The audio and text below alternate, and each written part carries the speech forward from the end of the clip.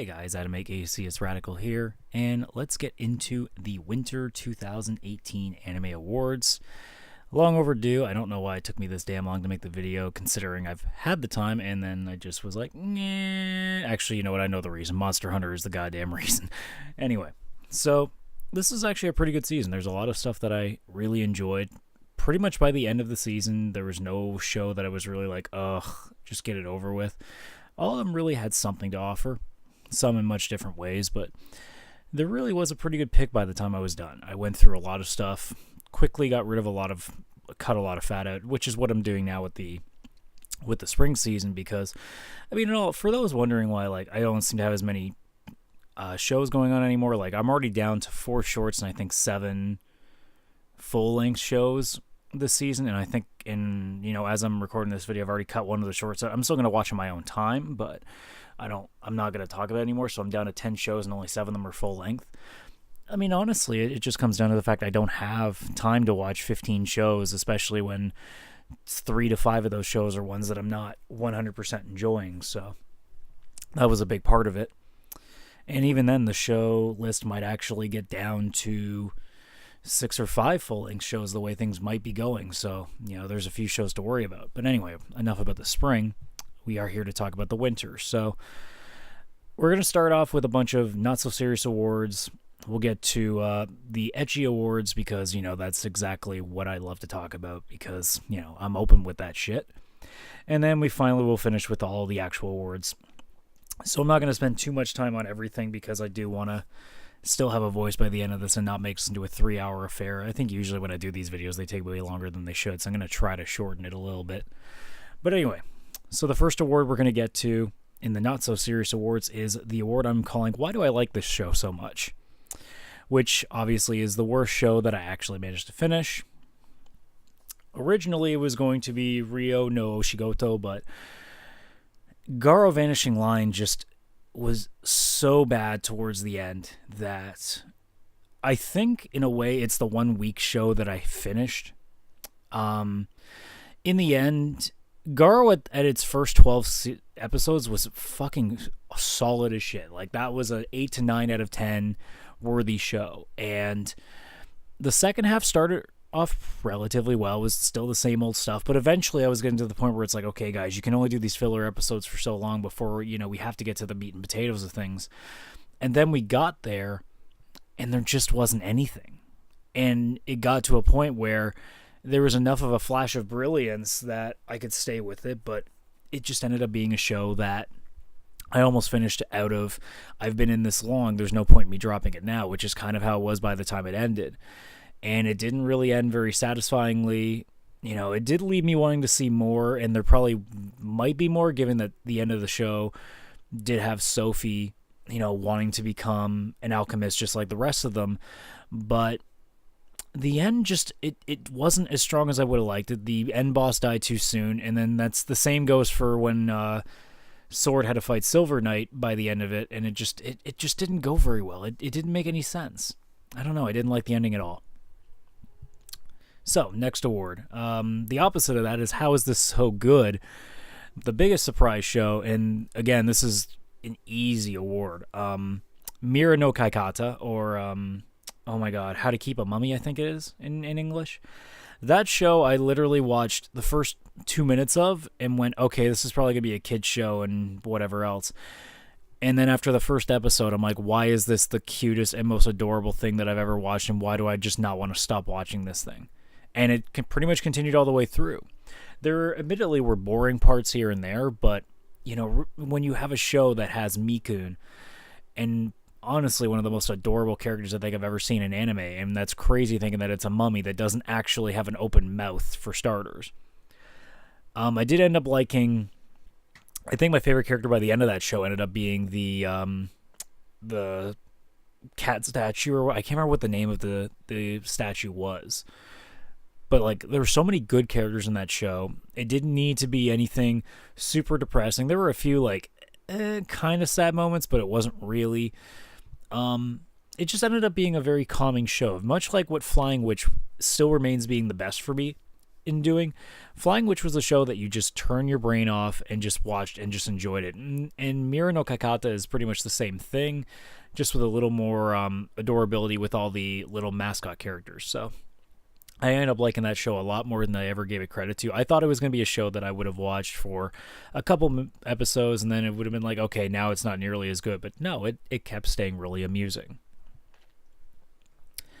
Next up, the Weeb Straitjacket Award, which is for the wackiest show that I saw this season.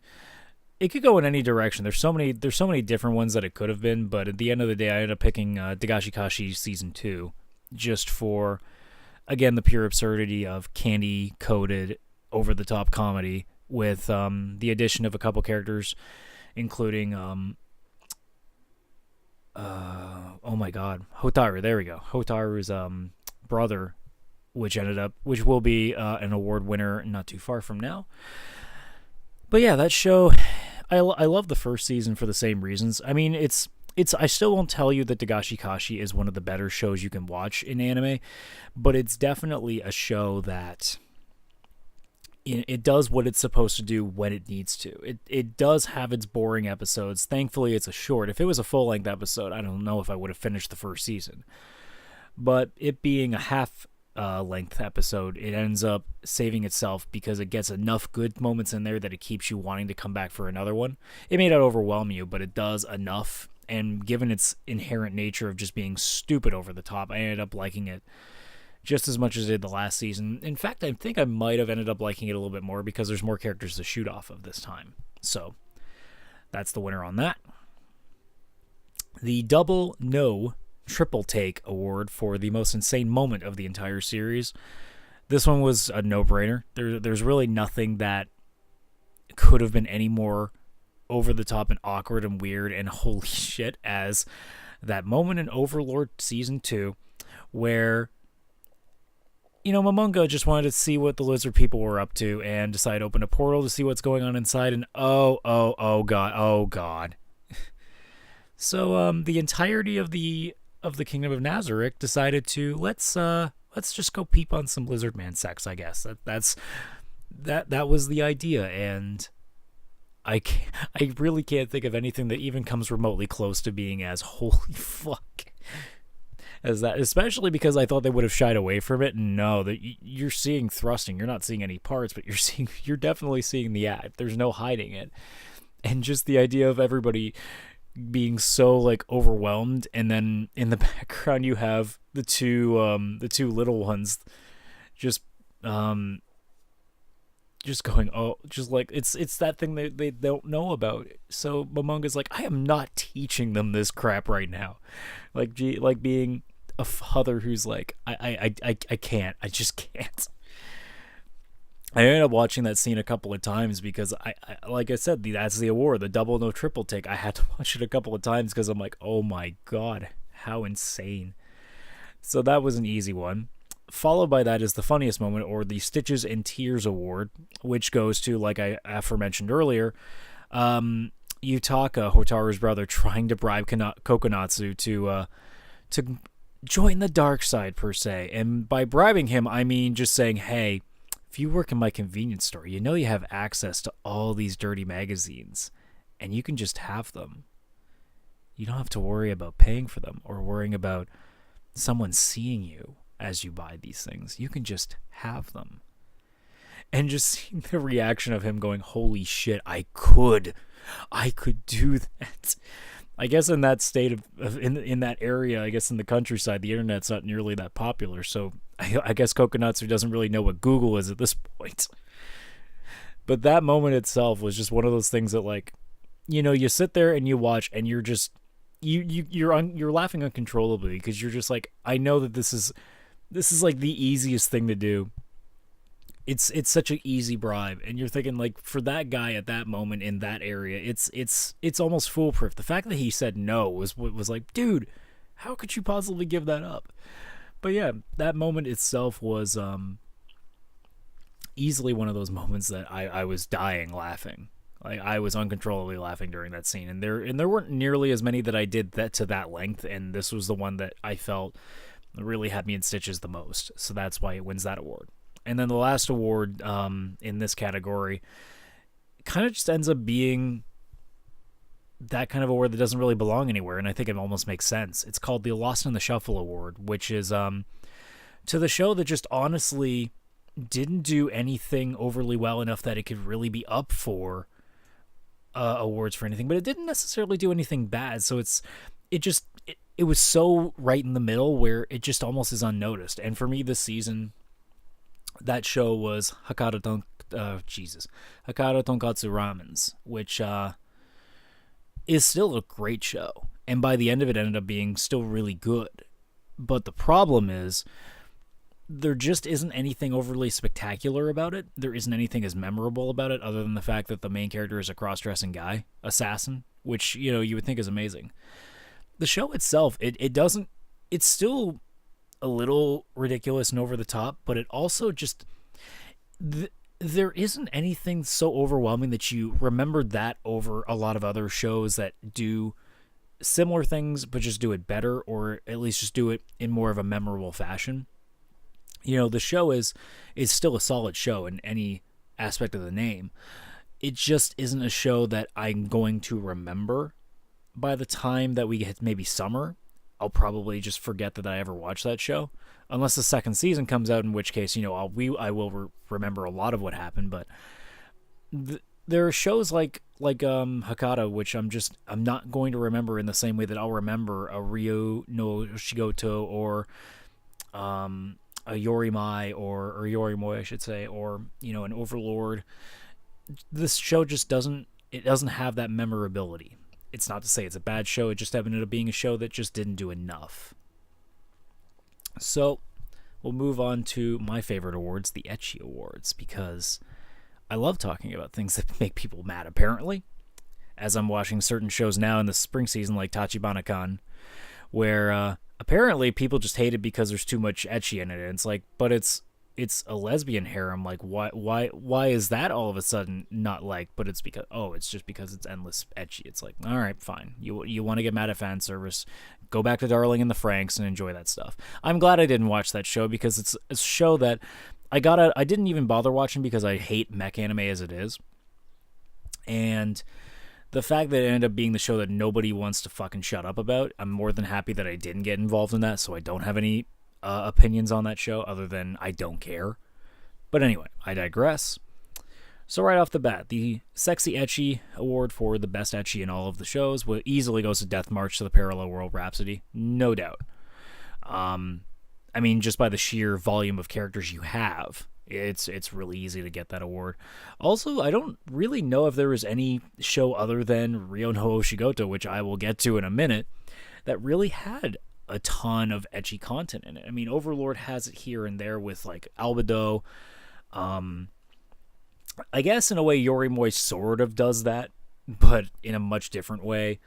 Eurocamp never really goes in that way, even though they have hot spring scenes, but Eurocamp doesn't really go out of its way to kind of show that off. It's more just like a happenstance of what they're doing. Death March to the Parallel World Rhapsody is just 100% a fan service show, in the same way that Isekai no Smartphone was. And both shows do the exact same kind of thing, where they know that they are meant to be a fan service anime and just basically have fun with it and do their silly little concept on the side, like Smartphone did the whole overpowered guy, and kind of Death March did the same thing as well, just with a little bit of a more added twist where he's just trying to adapt to the world he's in and just kind of stay out of the limelight if he could. It's just he can't because he is an overpowered guy. But yeah, given all the characters you have, I mean, obviously you had Lulu and I can't remember the other girl's name, the one that we assume once lived in the human world. I'm surprised Lisa never really got much in there. She didn't get as much as I thought she would. I mean, you had a whole bunch in there. Martha is still like a hidden gem from that show. I mean, there was a lot going on, and I'm surprised it actually didn't go further than that. To think that Death March really didn't have as much ecchi as you would think from a traditional show tells you that, at least with what I watched this season, there just wasn't that overwhelming, over-the-top fan service show, at least in terms of like what you get with a High School DxD or what you're getting right now with the Tachibana-kan. So, but that show definitely had the best overall and that's why it gets that award. Now, the opposite is the, I think this award is almost built for this show, and that's the I'm gonna go to jail award, which is going to the most extreme ecchi. I mean, it's not necessarily going to be based on the kind of characters that are in this. It could just be like the overwhelming amount. However, I think this award is really fitting when you give that to Ryo no Oshigoto, given the amount of baths that we're taking in this show, and not by those who are of age.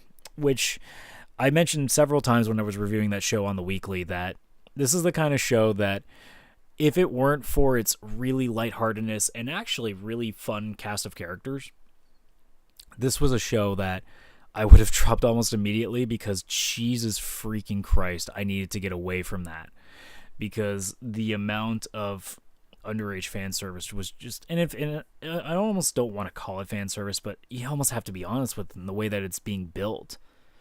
And it's just like, man, sometimes Japan, you get a little too weird, but thankfully the show was still really enjoyable, so it ended up working out that way as well. But yeah.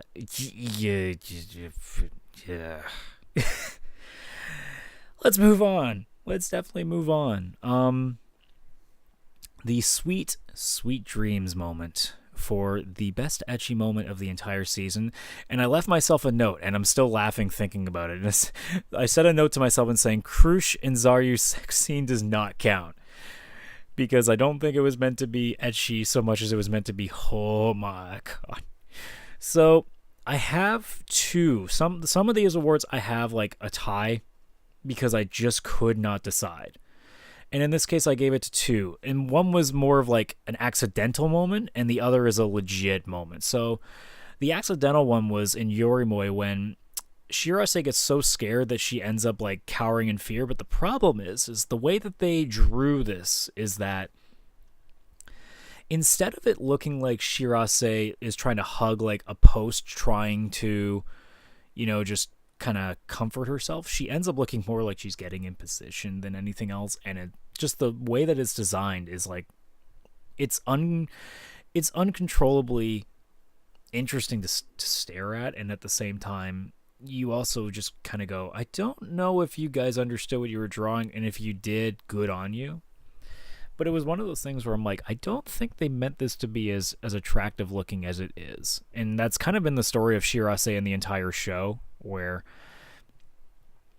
she ends up being more of a background character, and then at the same time ends up thrusting herself so far in the camera that it's just like, holy crap, dude. But yeah, the obvious one was, without a shadow of a doubt, Ginkgo from Ryo no Oshigoto being in her little swimsuit at a midnight stroll per se, where, yeah, that shot was undeniably amazing. There's no doubt. That was easily the key moment this season in terms of overwhelming. Which is funny, because I wasn't that interested in her at the time. And in fact, I think I'm still more interested in the red-haired, like, punk-looking girl rather than Ginkgo, but damn, that scene really helped. So, moving on, let's get to the more fun stuff. So, the Golden Husbando Award, which is the most dateable male character, and I have a tie for this one as well. I have Yaichi from Ryo no Oshigoto, and I have Sora from Mira no Kaikata. Both of them have their own respective personalities that kind of blend really well. I mean, Yaichi, he is that very common kind of guy that just ends up being very relatable. And Sora, on the opposite, is that like over the top, like caring person that you can depend on, that is like your best friend. It goes both ways. This award this year, I was hoping for something a little more concrete, and I didn't really get one that was overwhelming, especially in terms of looks.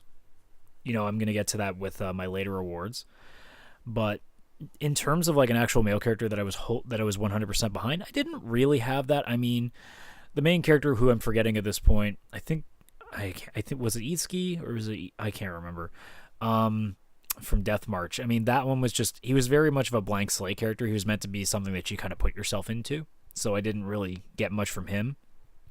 So other than that, like, Yaichi and Sora were the only two who really stood out, and neither of them were so overwhelming that they easily won the award, so I just tied them on that. On the other hand, the Golden Waifu Award for the most dateable female character was an easy decision for me, and that's Shizuka Kamigahara, aka oh my god, what's her friggin' what's the younger sister's name? How am I forgetting this? See, this is the beauty of having a laptop next to me, is I can research this and not look like an idiot for 5 minutes trying to remember. Oh, Nadeshiko. There we go. But yeah, no, her older sister was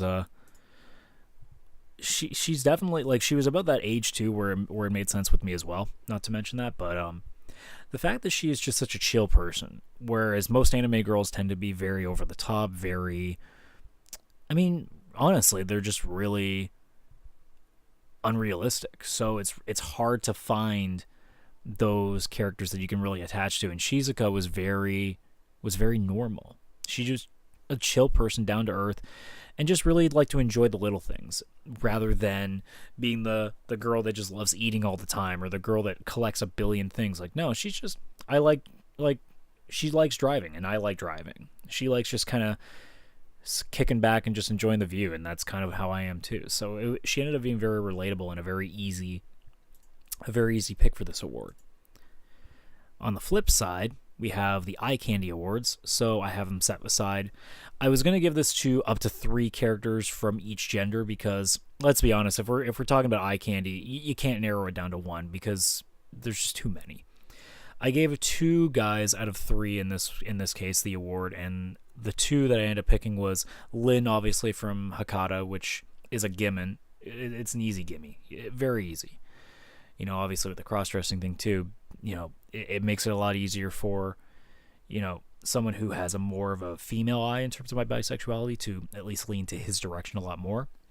And then the second one was Climb, just for, he's just a cute boy. He's just a cute boy. That's really all it is. I can't really say much else. In terms of the girls, it's an easy 3. I mean, I'm always going to get 3 out of this. Shirase and Ginkgo were the easy 2, just like I'd already said with the ecchi moments. But like I said earlier as well, Rio, the red-haired punk girl, that I couldn't forget her name. Thank God I wrote this down. She's the 3rd. I would have loved to have given it to other characters from, say, Overlord, from Eurocamp, but there was just such an overwhelming good amount of ecchi in Rio for those 2 specifically. There wasn't really a character in Death March that I was solely attached to. Like, they weren't over the top. There wasn't one that was overly designed. All of them are kind of just, they're good at best. Like, Lisa wasn't that amazing. Lulu's not that amazing. Zena's not that amazing. Martha's pretty good, but they don't really give her any time. So Ryo no Shigoto ended up taking a lot out of that because they were willing to push the extra edge in the same way that Yorimoi just has an uncontrollably attractive character in Shirase, which it's so well hidden that it's even then it's still so easy to notice. So I'm going to take a quick drink because I got to talk about all the main awards. And I probably should have drank more water before I started this. I can already feel my voice being like, But either way. So, the actual awards, as I call them. The first off is the Best OP, which ends up just more or less being the... I would have given it a funky name too, but I decided with these awards just to be straight to the point. I was originally going to call this the one OP that I watch every single week. And usually that's the case, because what happens with the OPs is, generally speaking, I start skipping them after about season or episode 2 or 3. And there usually ends up being one show where I constantly still watch it. And Blend S, for example, last season was just that, where I kept watching it. And this season, Yorimoi's was easily the best one. For multiple reasons. The song itself was really nice and soothing, and at the same time, the background video just matches it so perfectly in its very whimsical and just lighthearted nature. Whereas, in all honesty, most of the songs this season, other than Overlords, were just not that spectacular, which is kind of disappointing. Like, Eurocamp's is terrible, Mira no Kaikata's doesn't really have anything, Dagashikashi 2's is really underwhelming, considering its first season song was so good. Just no other show really had, like, an amazing song. And even Ryo no Oshigoto, which, if I remember correctly, I remembered the artist was someone that I usually listen to a lot, too, and it was Machiko, the girl who does Konosuba. And that song it didn't really ring very well. So, it ended up being a season where there weren't a lot of songs that I was actually like listening to. And this is the one that really stood out. Yorimoy wins another award because I'm going to move on to the best voice cast. I don't think there was really any other voice cast that was that good. I mean, Overlord's maybe comes close. Eurocamp's kind of up there, but it's more like the Moe voice acting, and that wasn't really much of a variance. But Yorimoy just ends up being a show that really sells you on the characters and how they are progressing. And because they are so realistically sounding, and because, you know, you believe the happiness and the sadness that comes from them whenever they speak, you know, there's no doubt in my mind that they definitely had the right cast to voice act this show. There's no doubt. And, you know, given that this is a show that's been winning a lot of awards, I don't think it's any surprise because they did so much right. The animation was perfect for what they wanted to do. The story progressed perfectly. They had the right moments at the right time. And when those moments came, they had the right people in place to make you believe that what was going on was legitimate and had value to it. Whereas a lot of shows, they'll have voice actors that just cannot sell the scene the way that they need to. And the cast as a whole, specifically, the four girls, just did it so well. And it's impossible to deny. Next up, the best animation, and another really easy award for me is Overlord 2. For the sake that, you know, so much of that world is so vibrant and so different in the way that you see characters that we normally don't get to see very often in anime.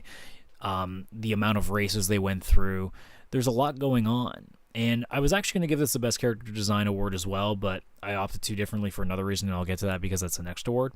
But the diverse cast and alone was amazing. But then what really sold me on the animation was its battle sequences, especially in the later portion of the season where it was just fucking perfect. Any battle that Momonga got involved in the last couple episodes was just amazing. Same with Evil Eye. Those last couple episodes were just perfect. Everything went so smoothly, and it just looked fucking gorgeous.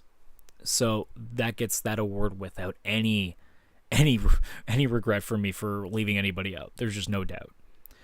The best character design, like I said, I'm going to give to Eurocamp, on the other hand, because Eurocamp isn't necessarily a great show, in the same way that Flying Witch isn't a great show, and I'm going back to Flying Witch because it's that great example. Eurocamp sells you on it being a very calm anime that's just a bunch of girls enjoying things, and what really sells the show perfectly in the way that it does this is that the facial expressions on these characters are so perfect. Not to mention when they do their little chibi moments and they go off into not realistic, you know, drawings of the girls, and they do other little crazy stuff. In the same way that right now, Amanchu is probably going to get the character design again for the spring season, because the way that they do their facial expressions and the movements are they add so much to what the show already does.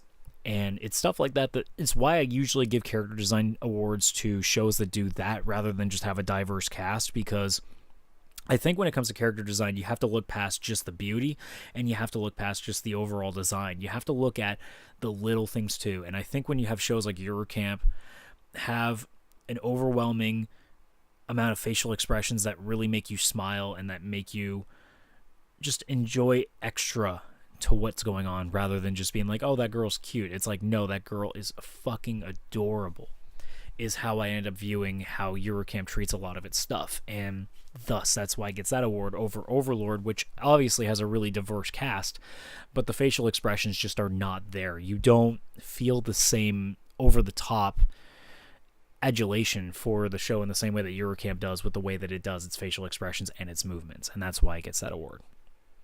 However, it's not to say Overlord isn't done with awards, because now we move on to Best Fantasy, and I don't even know if there's really any other show that I can give to that. I mean, Death March is a good show, and it's really the only other fantasy out there. I mean, unless you want to call Mirai no Nakata part of that, but it's not really. So Overlord just hands down wins for obviously having its diverse cast, the overwhelming scope of its battles, the inside a video game concept for those who haven't watched the first season. Like, this is basically one guy trapped in a game and realizes, well, he's just got to make the best with it, considering that he's also a skeleton, basically, in this game. He's a lich. So, he can't really do much. So he's trying at this point just to be like, well, they all believe I'm the villain, so you know what? I'm just going to try to be the best villain I can. And he's also doing it in different ways as well. Like, he's trying to gain the adulation of towns in other, as another form, as an alter ego, which is a hero. So that way he can play both sides, but at the same time, it still works to his advantage as a villain. So it's the way that this all comes together in its amazingly detailed fantasy world, and they just keep adding to it. Now with the Lizard Men, it gets even better. You now have Evil Eye and her crew, which I don't know if they'll be back for season 3. I hope so, because I want to see more of that side of things. Which, as a side note, I'm glad is coming back in the summer, and I'm not waiting. Is it the summer or the fall? Either way, I'm not waiting more than a year, which is fantastic. I'm really happy when that happens. But yeah, that's easily the best fantasy. They're also going to get the best action. I originally had Garo down for this as I'm looking at my list, but the fight scenes by the end of it just weren't as interesting as it was with Overlord's end season action scenes, which were just amazing. Garo is still really good at what it does with the action scenes, but sometimes it goes a little too fast. And that's one of the complaints I've seen about it, and I agree with. They sometimes show so little to make it tell you that it's going by so fast, but the problem is while, yeah, it may look cool, you still want to see a little bit more out of it. Whereas this season, Overlord 2 decided to really go out of its way to show everything. It tipped its full hand, and it just went balls to the wall crazy action, and I loved every moment of it. And I'm really happy with how it turned out, especially that, the first season's fight scenes were not as spectacular, whereas this time, now that we're seeing more even matches, or at least matches that are somewhat even, I guess I should say, because nobody touches the Nazarick people. But either way, it ended up coming together really, really well. Best drama, again, no-brainer, Yorimoy, without fucking question, because the best drama award is only reserved for the show that gets me the closest to crying. And when Shirase, because I don't have that specific moment as the almost tears thing, because sometimes I just don't have one, so I didn't make an award for it because I don't want to have a consistent award. I'm trying to make every single award that I have here, guys, as being consistent every year, rather than changing them up every season, because sometimes they don't apply. So the moment that Shirase had her mother's laptop after they had found it, and then she opened it and looked through her mom's emails, figuring out that it worked, and just seeing the flood of emails that she had sent her mom, and knowing that her mom never read them, was a moment that at the time is probably the closest in a long time. I think the last time I came this close to actually crying watching anime would have been Anohana. And I don't think I've ever actually cried watching anime, but goddamn, do I keep coming close. I think the problem is I don't cry very easily. I can actually count on one hand how many times I have. And it's not to say that I'm not, capable of being emotional. I think it's just I've dealt with so much over the course of my life that I don't have the capacity to anymore, because I'm so numb to that a lot of the time. But man, that moment was that was heartbreaking. That was fucking heartbreaking to see Shirase, after her entire journey, finally find a piece of her mother. And the fact that she left it behind by the end was also an interesting moment. I kind of thought, you know what, just let her have this. Let her take this. I know that she's trying to move on, but I'm like, it's your mom. Like, come on. Just take it with you. You can use it as something to, remember her for. And something to say like, hey, I brought a piece of mom back with me. I thought that would have been a cooler moment. But, I mean, it still worked for what it was. But, yeah, that specific moment specifically is what really drew me in. There were other moments like, I'm going to have to research the names again. This is the problem with watching, 20 shows, by the way. You never remember any of the names. The idol girl from the show, as I'm just literally looking this up, it was Yuzuki. There we go. That early episode where she had that moment where she's like, oh my god, I actually could have friends, and she kind of started bawling over it. That was a pretty good moment too, because that was a single episode where it really did a good job telling you a short story in a 20-minute episode that really did still have some impact. It didn't make me come close at all in the same way that Shirase's moment did, but it was still a very powerful moment, and the show as a whole just does a fantastic job with it, because I mean, it obviously does deal things with, like, you know, family deaths when you're younger, a lot of depression and loneliness, and sometimes almost abandonment in some ways. So it ended up being a very dramatic series, and one that really was a lot more powerful than a lot of anime that I generally watch, because I tend to drift more towards comedies. And even then, the show was still a good comedy, but it also did a great job having its very somber and, quite honestly, just sad moments, and that's why it easily wins that award. On the flip side, for Best Comedy, it could have gone to anybody, I think, this season. There were so many good ones. And in the end, I barely squeaked in Eurocamp as being that one. And it's not necessarily because it tells the best jokes. And sometimes the Best Comedy Award doesn't have to do with the jokes it tells, because then I could easily give that award to something like Overlord or Dagashi Kashi, right? But Eurocamp does the best with its little jokes here and there, and the over lightheartedness of the show, where you can't help but smile and chuckle just a little bit. And that's basically what I did every episode watching that show. There wasn't like breaks in between. I was always smiling, and I was always having like a little chuckle to myself, because it was just whimsical at best. And you know, you can go either way when you give a comedy award to a show. You can either go with the most overwhelmingly laughing kind of show, but then you can also go to the ones that are just consistently, like, just funny enough that you giggle a little bit. And in this case, I think Eurocamp kind of deserves that, because they really did a great job in just being so silly that it wasn't getting old, and it wasn't, you know, losing its value.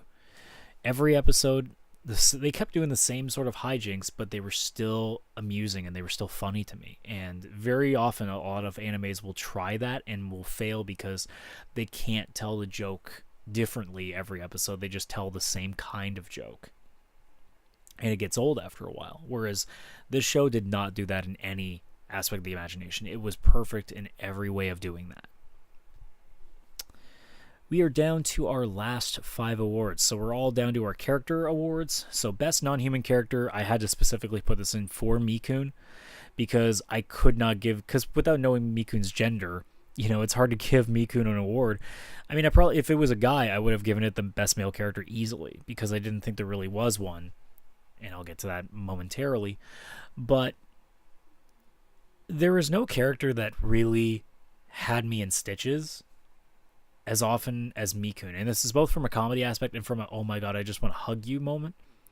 I mean, like I said, by the end of the show, I did end up liking the statue a lot more, but Mikun had the entire season to just be as fucking adorable as you could possibly get. And, you know, it's really easy to pass away from, or not pass away, to pass off from a character that's like Mikun, where it's just basically a mascot. But every single time, the way that they drew me, the way that they had Mikun act, like everything about Mikun just made you smile. And we need more of that in shows, because I don't need to be watching overly depressing and violent shows in the same way that a lot of people seem to like. You know, and I'm openly going to admit this, and I've probably said it 1,000 times before, but just to reaffirm things, I can't understand why so many people will only gravitate to shows that are like super intense and super like depressing, or super real in terms of like being just unbelievably bleak.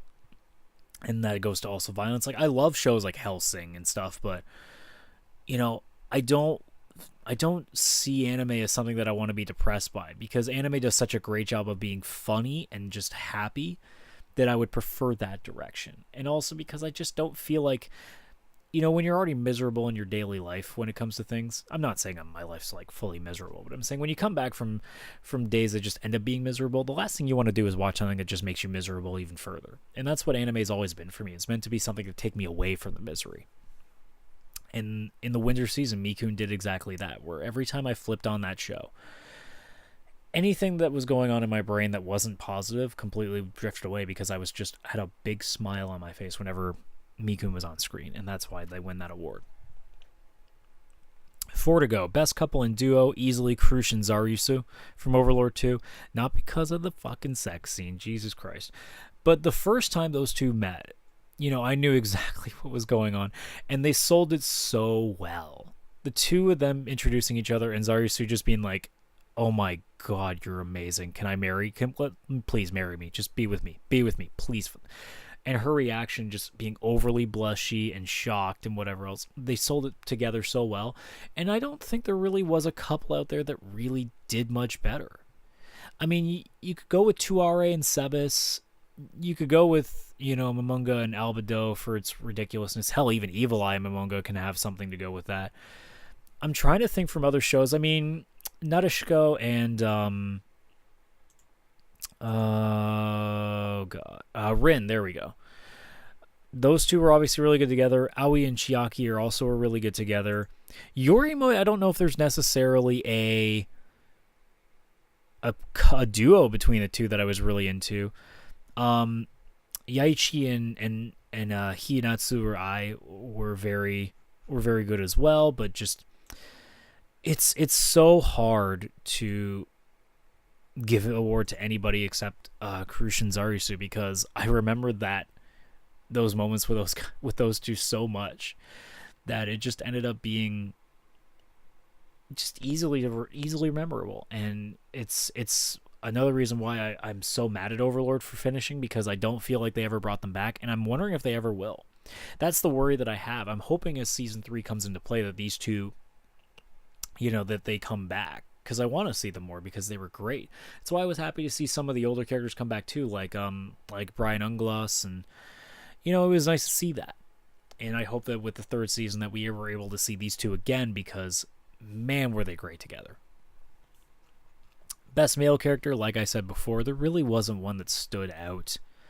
So I ended up just picking the one that I ended up just enjoying the most at one point in time, and that was Beniyutaka Shigara, aka Hotaru's older brother, for the sole reason that he added to a show that was honestly lacking at that point. That was when Hotaru was gone for her long extended period that I'm still really upset about, and the new girl just wasn't doing enough, and we needed something to offset things. We needed that crazy back, and Yutaka did just that. He did what was needed to be done. He brought the absurdity back to the show when it was starting to lose it, and it kept me invested, because I was actually half considering dropping Dagashi again, just like I did the first season, because it was starting to get boring.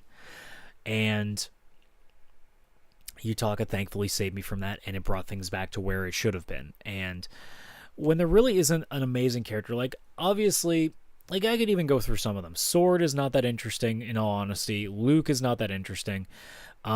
Sora is just a nice guy, but it's not really that special. Death March's protagonist, which I'm pretty sure was Itsuki, he wasn't that spectacular. I'm just trying to think of other characters. I mean, there just really wasn't. Oh, it's Ichiro, now that I'm looking at it, for Death March. There just really wasn't one that stood out, and it's, I don't know, it's one of the, sometimes when it comes to anime, I've said it before, generally speaking in anime, guys are just not given enough character to really go out there, and a lot of shows don't even really pay that much attention to guys. They as someone who watches harems and all that stuff like that, you understand that just guys don't get the same kind of personalities that they give the girls, and the same goes for any other average show. Is the girls just tend to be given a lot more personality to go with, because I guess it's under that expectation that guys are supposed to be very calm, cool, and collected, and it just often doesn't turn out very well, and a lot of guys end up being boring in the shows that they're in. Even though the shows itself are amazing, they just aren't that good. I mean, I guess if I was going to give anybody else a shot at it, it could be Momonga from Overlord, but he's still very one-directional with his stuff, and Zaryusu just didn't get enough time to really earn it.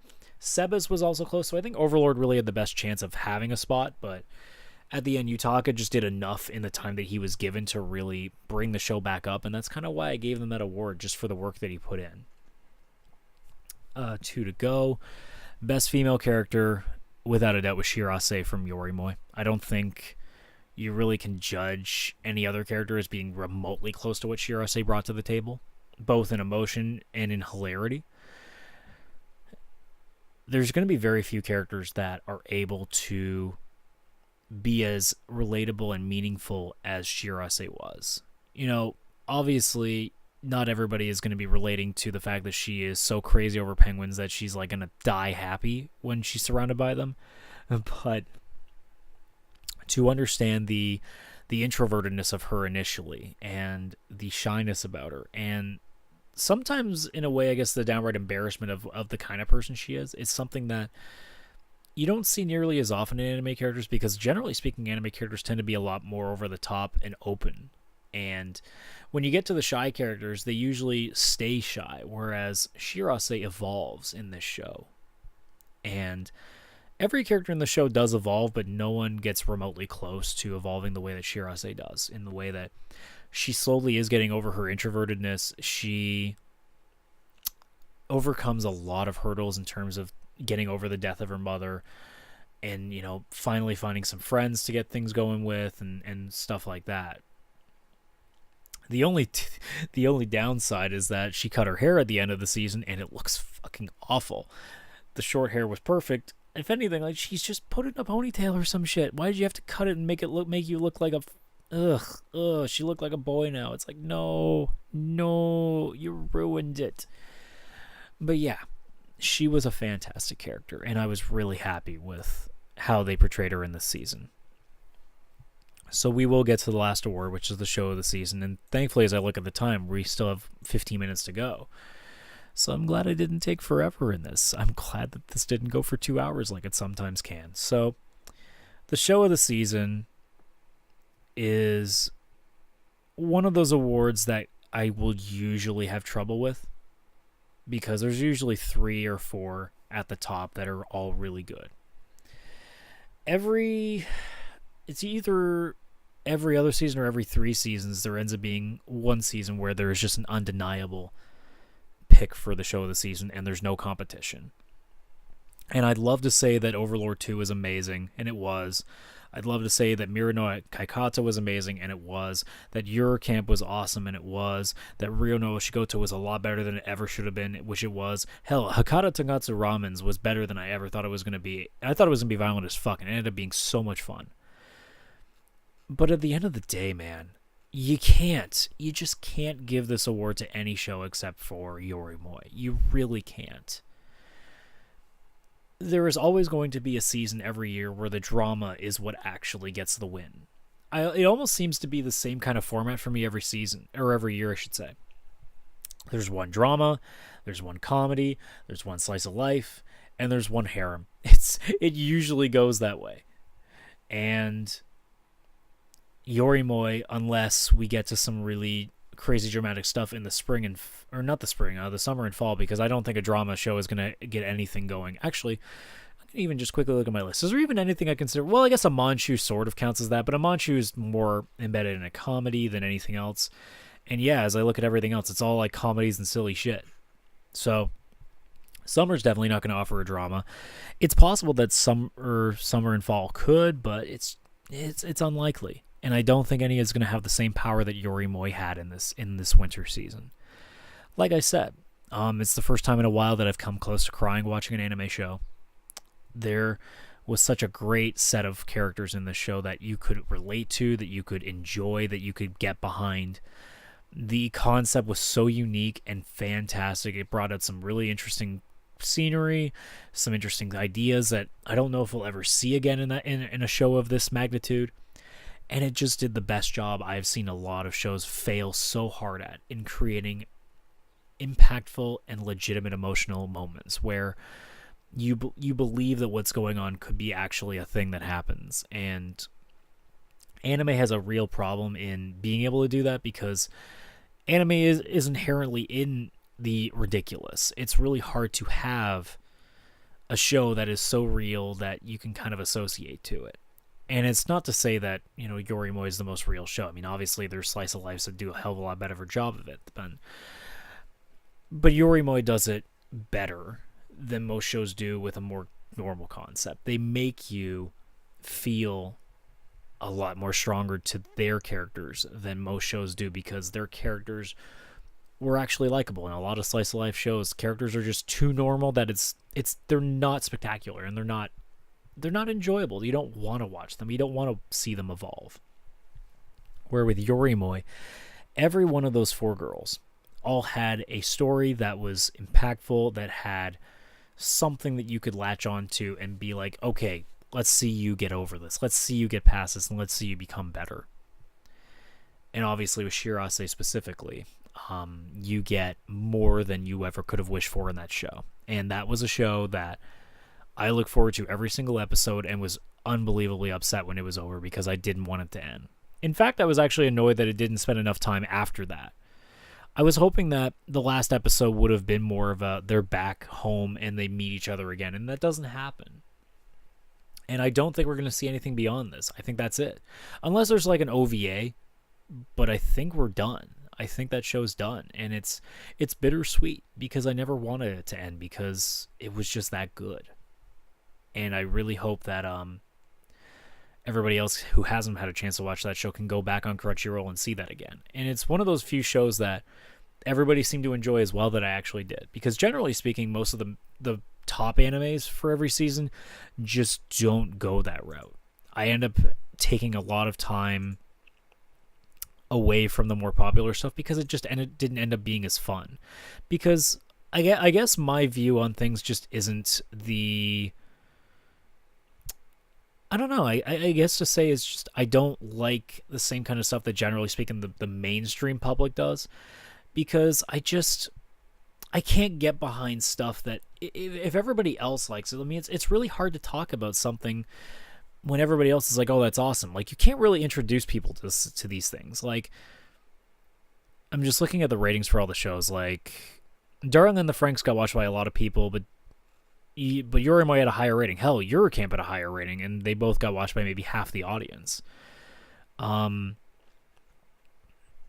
yeah, I mean, that show's going to go through it. So I'm going to do a quick look over the season. So I'm actually looking at all the shows from My Anime List that they were showing. I'm glad that Overlord got the score that it did. I wish it got more. I think it deserves more. Citrus was one that I'm really upset that people still talked about, and I don't understand what was so interesting about that show. I still do not get why people were liking that. And they don't like something like Tachibana-kan, but they're okay with Citrus. That really pisses me the fuck off.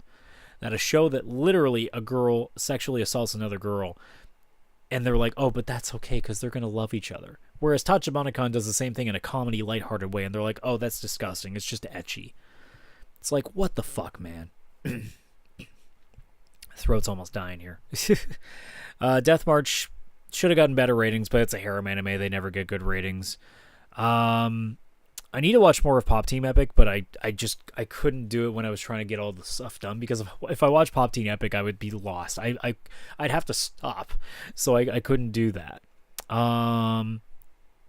Grand Crest Senki I watched once, and it was terrible, and the ratings seem to reflect that.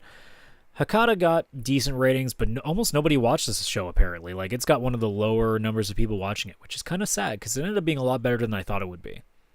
Rio got about the rating I would expect. It's a lot better than what you would have thought it was, and it also didn't get watched by many, because I'm sure a lot of people saw the fact that it was almost like a harem with younger girls, and I'm like, yeah, I get it. I get why you wouldn't watch it. The one thing I'm surprised that people didn't seem to watch a lot, at least judging from the people that are members of the show on Mal, Cardcaptor Sakura, the new Cardcaptors, didn't get that much attention, which is surprising. And a lot of people are highly rating it. I just didn't watch it because it wasn't for me, but I'm surprised a lot of people didn't go into the nostalgia route and watch this. Which kind of does tell me maybe anime still is a very male-dominated thing, so Cardcaptor Sakura was not going to work very well. As I look further down, is there anything else? Mirror no Nakata got almost no views. That really bothers me, because that show, I guess people must have looked at that as just being a kid's show and avoided it. That's the only thing I can think of at this point, because that show was so good. I mean, the ratings, it's at a 7.5, which is about where I think it should be. But man, that show should have got watched by so much more. Toji no Miko was garbage. I'm glad that got really low ratings. Ramen Daisuke Koizumi-san. Again, I said this when I dropped it. It's not that it's a bad show. It it doesn't do anything different. It just does the same thing for 12 episodes as far as I'm concerned, because I made it to 7 and it just didn't change, and I was like, okay, I can't do this. And it shows because nobody watched it. Mark and Madchen was fucking terrible. It was meant to be an ecchi show, and it didn't even do ecchi well. Like, that's when you know it's bad. And I don't think there's anything else on the list that I watched, because everything else is either, like, definitely kid shows or, like, no offense, but mostly, like, shows that are meant for girls, because it's a boy love show, and most people just do not watch it. Yeah, anything else on this list from below that just does not have the viewership, and I didn't watch. So overall, the season that I did watch was really good. I really did enjoy everything that I finished. Maybe in the with the exception of Garo, because it had a really rough second half, but this was a season that had a lot of great shows from very different kinds. The only exception is just there really wasn't that amazing harem. There wasn't that amazing ecchi show. I mean, that's the one thing I noted, is that I didn't like I said, Death March got the best ecchi award, and I didn't even say it because it was like overwhelming. Like, it just ended up just having the best quality for the little times that it did it. There just really weren't shows that overwhelmingly went in that direction, or at least in the idea that I didn't watch them. Now, obviously, with the spring season, I'm not watching High School DxD because I don't feel like being... I don't want to say pathetic, but, like, I've watched that show when it started. There's no reason to watch that show unless you're looking for the ecchi. That's literally all that show is. And, I mean, if that's what you want, I mean, sure, but there are so many shows that you can watch that are also ecchi and still have something else to offer. And High School DxD is just like... Look, I mean, if you want to watch it, go on Gelburu and just get all the animated GIFs so you can get all that out, because you don't need to watch that show. But I digress. What's going on in the spring so far has been relatively okay. I don't think there's going to be a show that is going to be, like, over the top, like, man, this show is great. Like, as I'm going through the list, other than Amanchu has probably the best chance of being a really memorable show, I think, as I'm looking through the other stuff, Butler's probably will be like run-of-the-mill good. Caligula, if it lasts, will be probably the same. Comic Girls is going to be a funny, lighthearted show, but I don't know if I'll be as high on it as I am right now. I feel like it's going to be one of those shows that starts to lose its value as time goes on. Hinamatsuri, I'm still worried that at any moment is going to fuck up. That's my worry with it. Last Period, I think, is going to go down in value pretty quickly. Mahu Shoujo Ore is probably going to go down. I might even drop that show, because I get the feeling that the show is eventually going to get to me, because I can't stand magical girl animes, but this one's doing a really good job of trying to be different. I mean, if anything, what the season might be, it might be the season of the shorts, because Space Battleship Tiramisu and Tachibana-kun have been amazing for me so far, so that's what's to look forward to in the spring. And then that was the Winter Anime Awards, so thank you so much for watching and staying with me through this full hour. I don't know why you would, because goddamn, like, I even at this point, I'm like, oh my god, I just want to stop talking. But either way, thanks for watching, guys. Don't forget to like and subscribe and keep checking things out. Obviously the blog page is most of the anime content. I'm trying to maybe get more anime stuff on here right now, but right now most of the subjects that I wanted to talk about on the channel are more serious, and they are going to continue to be more serious, because that tends to slip through the cracks a lot more. But either way, thanks again for watching, and we'll see you next time.